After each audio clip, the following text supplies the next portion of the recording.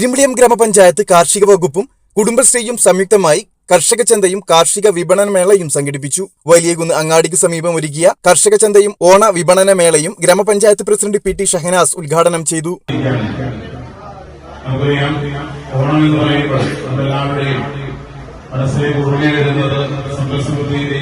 അതുപോലെ തന്നെ കാർഷിക മേഖലയും എല്ലാം ഒരു ഉണർവായിട്ട് കാണുകയും മാർക്കറ്റിനേക്കാൾ 30% കുറച്ചാണ് നമ്മളുടെ വിൽപ്പന നടത്തുന്നത്. ഏറ്റവും പ്രധാനമായിട്ട് ഇന്ന് നമ്മൾ കൃഷി മന്ത്രിയിൽ നിന്ന് അകന്നുകൊണ്ടിരിക്കുകയാണ്. അതിന്റെ ഭാഗമായിക്കൊണ്ട് ഇന്ത്യ ഗ്രാമപഞ്ചായത്തിലെ വിവിധ പ്രദേശങ്ങളിൽ നിന്നുള്ള കർഷകരുടെ കൂട്ടായ്മ ഉൾപ്പെടുന്ന കാർഷിക വിഭവങ്ങളാണ് നമ്മൾ ഇന്ന് ഇവിടേക്ക് ക്ഷണിക്കപ്പെടുന്നത്.